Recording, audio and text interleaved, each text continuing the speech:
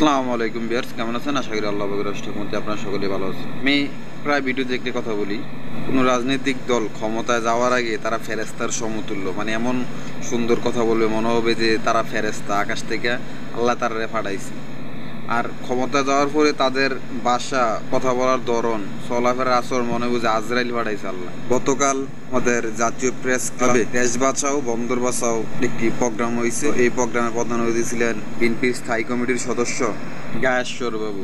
এই গায়েশ্বর বাবুকে অনেকেই অর্ধেক হিন্দু অর্ধেক মুসলমান কয়। কেড়ে কয়? তিনি মোটামুটি সবসময় মাথার মধ্যে টুপি পরে ঘুরেন। টুপি পরে ঘুরার কারণ একটাই, এই মুসলমানদের সিম্পিতি পাওয়ার জন্য।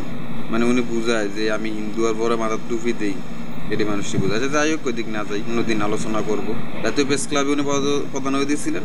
তিনি প্রধান অতিথির বক্তব্য দেন, দিয়ে বলেন যে দেশ বাঁচাও বন্দর বাঁচাও। বন্দর নাকি ইউনুস সরকার বলে বিদেশি সংস্থার কাছে বেচা দিতে আছে বা ভাড়া দিতে আছে, এরকম কইছে আর কি।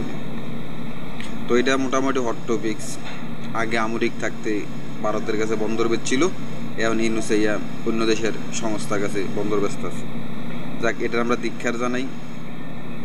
বাংলাদেশের বড় বড় বহুত ব্যবসায়ী গেছে, বন্দর চালানোর মতন ক্ষমতা আছে, তারার কাছে বাড়া দেন। বিদেশি কোনো রাক্ষস, ইন্ডিয়ার মতন কোনো রাক্ষস, অন্য দেশের কোনো রাক্ষস যেন বাংলাদেশে না ডুবে, বাংলাদেশের ব্যবসায়িকটা বাড়া দেন, তারা বন্দর চালাক।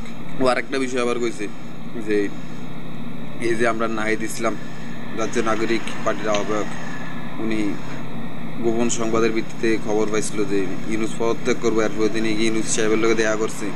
এই নিয়ে কিন্তু গায়েশ্বর বাবু দুই একটা কথা কইছে এরকম। এইটা সম্পূর্ণ ভিত্তিহীন বানোয়াট কথা নাহিদ বলছে নাকি। যখন ইউনুস সাহেবের সাথে নাহিদ দেখা করতে গেছে, তখন নাকি বলে উল্টা উপদেষ্টা ইউনুস সাহেব উনি নাহিদরে দমকে যে তোমরা যা শুরু করছো, এমন হলে আমি ক্ষমতা থাকাতো না, ক্ষমতা ছাইরা দেওয়ান লাগবে, আমি পদত্যাগ করাম, ছাত্ররা জ্বালায়। তো গায়েশ্বরবাবু যেমনি কইলেন মনে ছাত্র থেকে জ্বালাইছে, অন্য কোনো দলের তারা মনে জ্বালা না, বিএনপির তারা তো কম জ্বালাইতে আছে। যমুনার সামনে মনে তারা বয় না, তারা মনে আন্দোলন দেয় না, ডিসেম্বরের নির্বাচন না দিলে দেশ বন্ধ করে লাইব। হ্যাঁ, আবার গায়েশ্বরবাবু আপনি নিজেও তো কইছেন বিএনপি যদি নামে 24 ঘন্টা থাকতে পারতো না ক্ষমতায়, উপদেষ্টারা এটাও তো কইছেন, বাদ দেন। আবার বলে ছাত্ররা বলে সব দখল করে লেগেছে, চাঁদাবাজি আনতেন, এটা কিছু একটা করছে, কিন্তু এতটা আবার করছে না।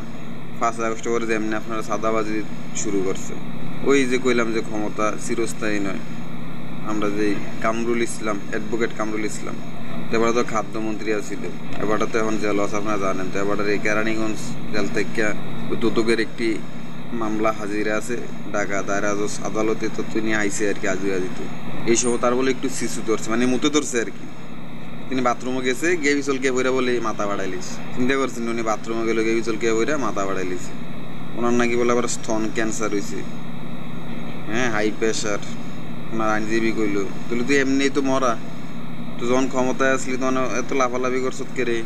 লাফালাফি না করে দেশটা যদি সুন্দর চালাইতি, তুই তো টাকা তুই সততা ধরে রাখতি, তোর কাছে জেলে যাওয়ান লাগতো। অতীতে আমরা দেখছি বিএনপি জামাতের কেমনে নির্যাতন করছে, আওয়ামী লীগের তারা, এখন আওয়ামী লীগের তারা ব্যবহার আছে। যাই হোক, এর দেখে আগামীতে যারা আইবেন ক্ষমতায় তারা একটু শিক্ষা গ্রহণ করেন যে আপনার অবস্থায় কিন্তু এরকম হইতে পারে। সবাই হাতে হাতে হয়ে যাইকান, ভালো হয়ে যাইকান। আগামীতে ক্ষমতা হওয়ার আগে একটু গুছাইয়ে নিজেরই কেমনে থাকতে হইব, না তুই তার মতন অবস্থা কিন্তু আপনারা রইব। 5 আগস্টের মতন অবস্থা আপনারা রইব। আপনি আপনার মতামত কমেন্ট বক্সে জানেন। বালা দেখেন সব। আসসালামু আলাইকুম।